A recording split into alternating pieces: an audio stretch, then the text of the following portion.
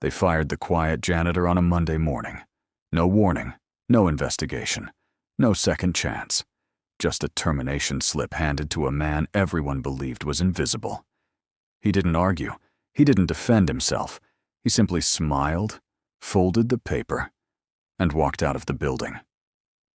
But less than 24 hours later, the same managers who mocked him would be sitting in a locked boardroom, staring at documents that would make their hands shake.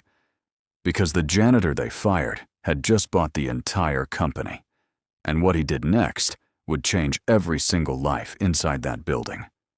Before we continue, take a quick second to like this video and subscribe to the channel if you enjoy powerful stories like this. And stay with me until the end, because the twist in this story is something most people never see coming. For 15 years, Daniel worked quietly in the massive glass building that dominated the center of downtown. No one really knew him. He arrived before sunrise and left long after most employees had gone home. Every night he pushed the same janitor cart through endless hallways, quietly mopping floors and emptying trash cans. People barely noticed him. Executives certainly didn't. To them, Daniel was just background noise, a man with a mop and a uniform who existed somewhere between the walls and the cleaning supplies. But Daniel noticed everyone. He noticed the managers who yelled at assistants for tiny mistakes. He noticed executives who took credit for work they didn't do. He noticed interns who worked late into the night, hoping someone would acknowledge them. And every evening, as he wiped fingerprints from the glass walls and polished marble floors, he watched the company carefully. He listened. He observed. He remembered. Monday morning began like any other.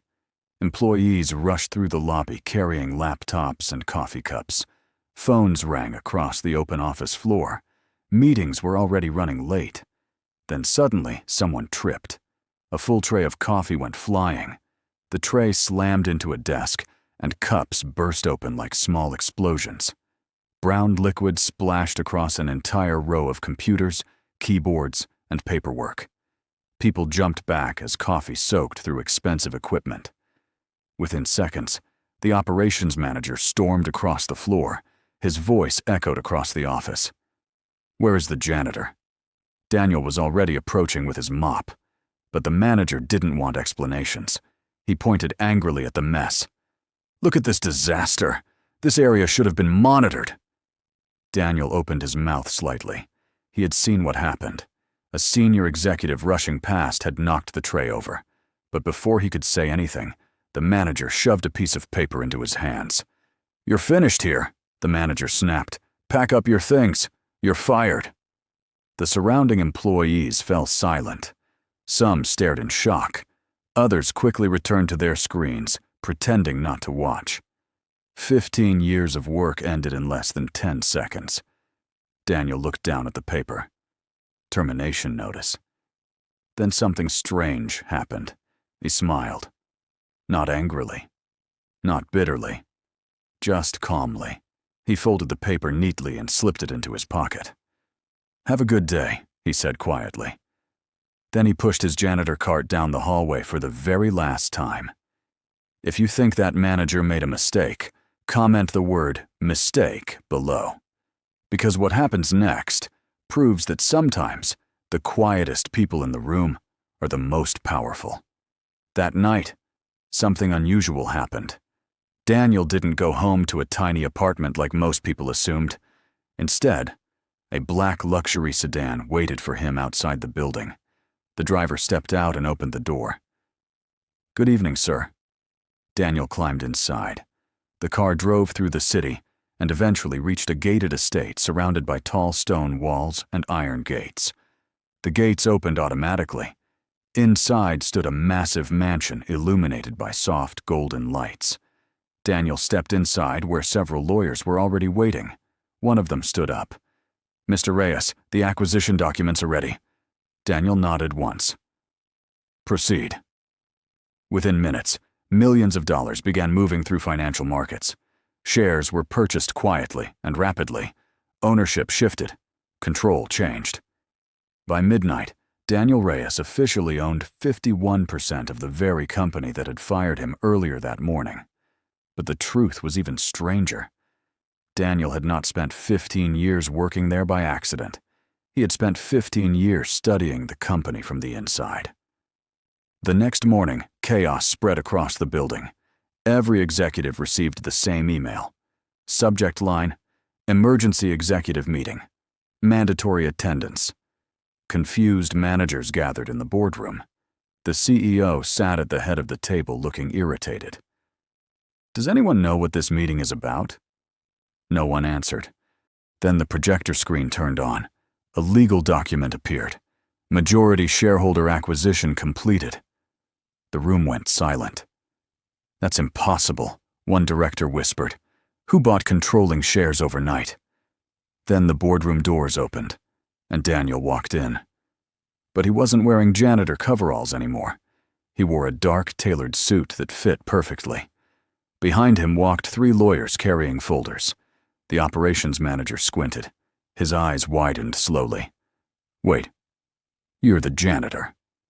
Daniel calmly walked to the head of the table, the CEO's chair, and sat down. One of the lawyers placed documents in front of the executives. "As of 8:17 this morning," she said calmly, "Mr. Daniel Reyes has acquired majority ownership of this company." Shock filled the room. The CEO leaned forward. "This is some kind of joke." Daniel folded his hands on the table. "My name is Daniel Reyes," he said quietly.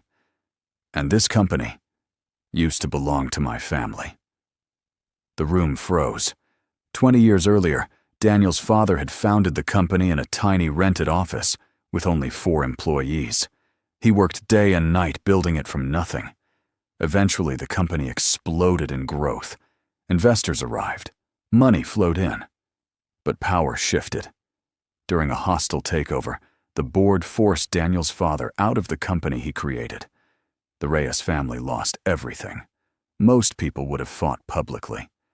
Daniel did something different. He waited. Over the next 2 decades, he built his own investment empire quietly. Technology, real estate, energy. Slowly, carefully, he became one of the wealthiest investors in the country. And when he finally returned to the company his father built, he didn't come as an executive. He came as a janitor. For 15 years, he watched how the company treated its people. He wanted to know one thing. Did the company still deserve to exist? Now he finally had his answer. Daniel picked up a remote and clicked it. A list appeared on the projector screen. Executive terminations. Several names appeared immediately, including the operations manager who had fired him. The man's face turned pale. "Sir, about yesterday. I didn't realize." Daniel raised one finger. "You fired a man without asking a single question." The room fell silent. "That tells me everything I need to know about your leadership." A lawyer slid a termination document across the table.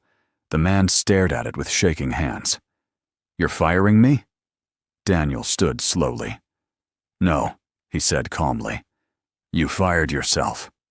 One by one, several executives were removed from the company, not out of revenge, but because Daniel had spent 15 years identifying exactly who was hurting the organization. Then Daniel walked toward the giant window overlooking the main office floor. Hundreds of employees worked below. Assistants typing emails, technicians fixing equipment, security guards walking their rounds, janitors pushing carts just like he once did. "These people," Daniel said quietly, "are the reason this company survives." He pressed the remote again. A new announcement appeared on the screen. 40% salary increase for all hourly employees.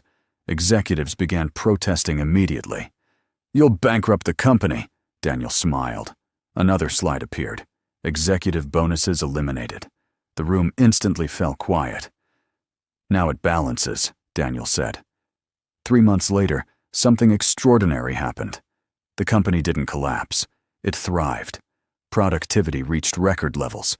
Employee satisfaction skyrocketed. People worked harder because they finally felt valued. And then Daniel made one final announcement. At the annual company meeting, thousands of employees gathered inside the auditorium. Daniel stepped onto the stage. "I bought this company for one reason," he said. "To fix it." He clicked the screen behind him. Gasps filled the room. 51% of the company transferred to employee ownership. People stared in disbelief. "You're giving us the company?" someone shouted. Daniel shook his head gently. "No. I'm giving it back to the people who actually built it."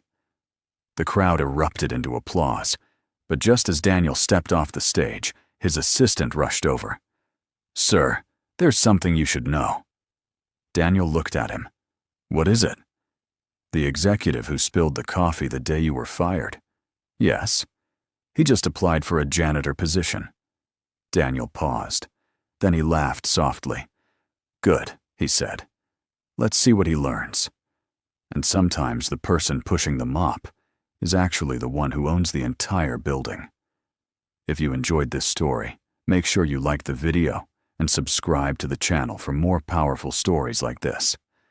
And tell me in the comments, if you were Daniel, would you have chosen revenge? Or the same path he did?